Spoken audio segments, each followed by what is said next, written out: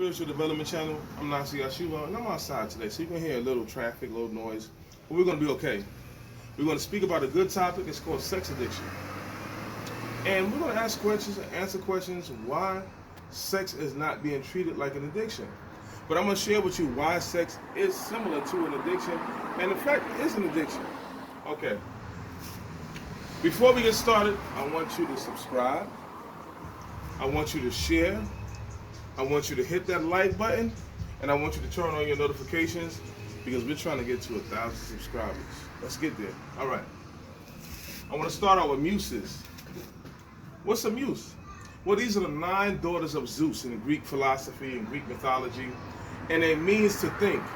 Now, the 9 daughters of Zeus used to put trances on people to cause them to think a certain way. So where do you see this word muse in the English language? You see it in amusement. You see it in music. Now, what does that mean? That these aspects of art and science, which these daughters are over, are to make you think a certain way. And American culture is very saturated with its politics, so the music is going to control your mind in order to think a certain way, where you think it's free will, or you think you're making it on your own interpretations and understanding, but you're actually being led to think this way. So muses are trance.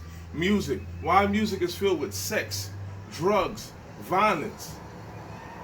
Because in order for a society to be stabilized, it has to create an instability and a dependency on the government.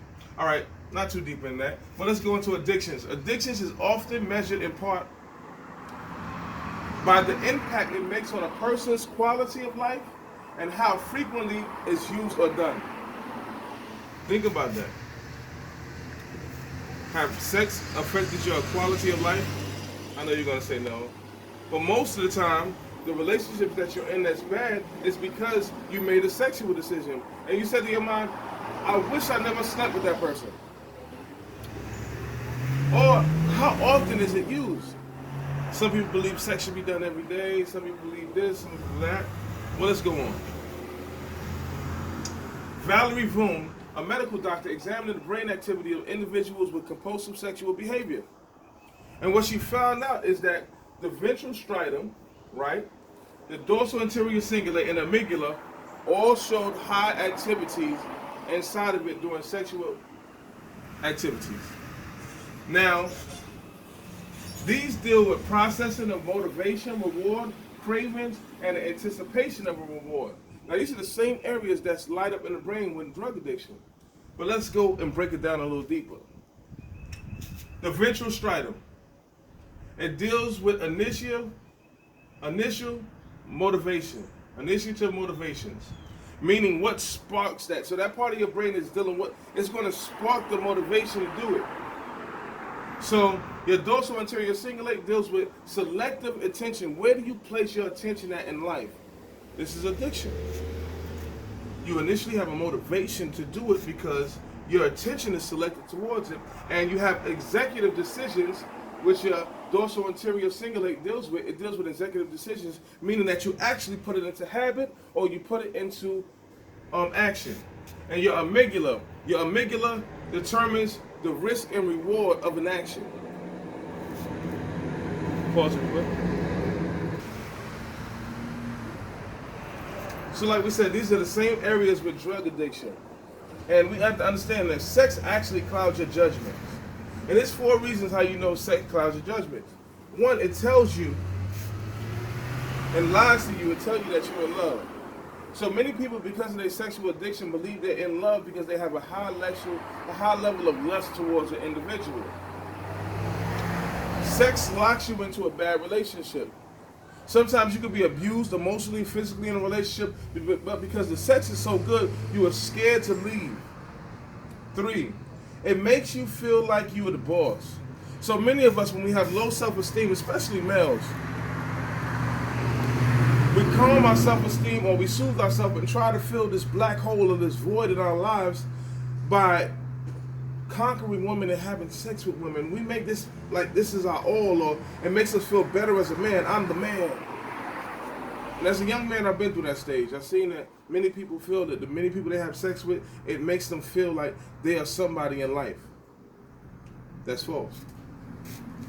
It causes you to sweep real issues under the rug. Now,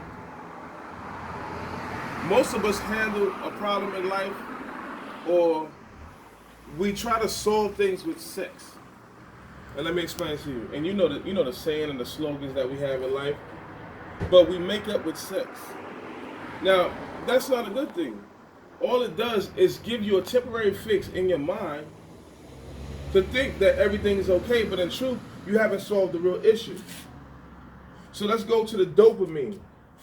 And this is, everybody know dopamine. This is where the word dope comes from. It's behind all addictions. But what it is really a signal and feedback for predicting reward. So when dopamine is released, it intensifies the feedback of what you think you're going to get rewarded for. It's lust, it's love, it's attention, it's addiction. It's in all of this. So now you see how sex is similar to drug addiction in many ways. But having too much sex causes your vital energy to leave your body. It's that chi energy. And the Hebrew word is kai. Around your organs, there are vital areas or energy that holds it and sustains it. Now, science sometimes don't understand how this works, but we got to realize that there is some truth behind this. And not some truth, but it's absolute truth. Thinking too much about sex energy, it burns out the mind. Masturbation energy leaves through sexual organs, and man loses a lot of chi or energy during ejaculation. And men know this, when you get weak at the knees, or you're so tired, or you're exhausted, it's because you're giving your life force in order to create another life force. And that's the purpose of sex. Right? Now, how does a woman lose her vital energy? But before we go into that, we have to understand that this is why fighters, basketball players, all are told not to have a lot of sex or sex before a fight or a special event. Now look at Mike Tyson, and this is from Saul Shimura. Saul Shimura will tell you that Mike Tyson said he had sex with many women before he got lost his fight to Buster Douglas. Now this plays a part because it's that vital energy, it's that ability to be able to come before the Creator and have your total ability to comprehend and connect to God. Now, women lose her part of their vital energy through childbirth and monthly menstrual cycles. Now, keep in mind, women lose theirs through childbirth and monthly menstrual cycles. The Hebrew word for tameh means unclean, but literally means to shut down or shut down from a connection. Leviticus 15:16-18, man becomes unclean through ejaculation. He becomes tameh, meaning he shuts down his connection with God after he ejaculates, or have semen come from him. Now look at this.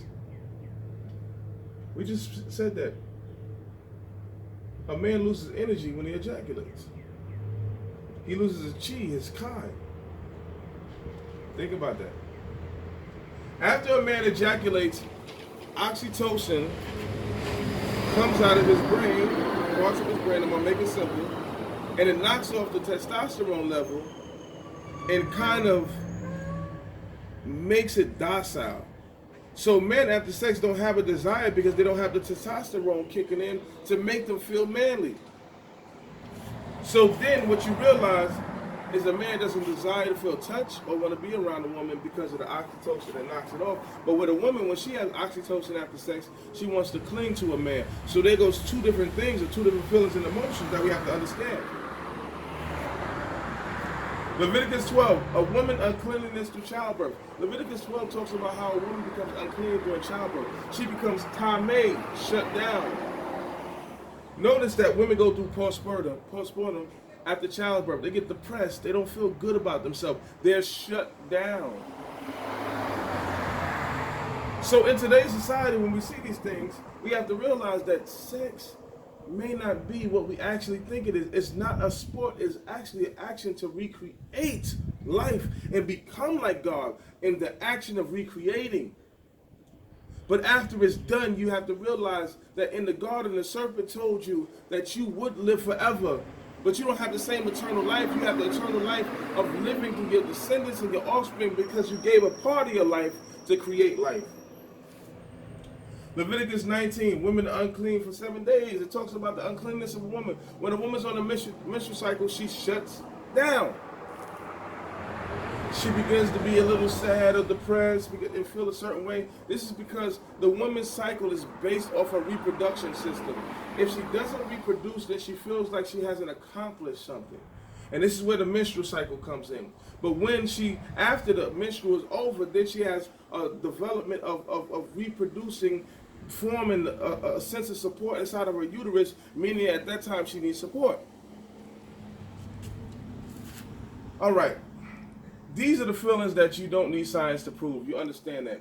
So when we talk about sexual addiction, we have to realize that in our lives, a lot of us are having too much sex. We think that sex is driving our lives and is making us who we are, or we make decisions because we want money, so we have sex with an individual. We want to move up into the world. We want to move up in the totem pole. Look at all your bad relationships. They were based off of your desire and your addiction towards sex. And so today, if you understand anything, most spiritual systems stray away from sex. Not completely, but too much of it can destroy your connection with God. And think about your life. I want you to reflect on your life and see if sex had any destruction in your life. Thank you.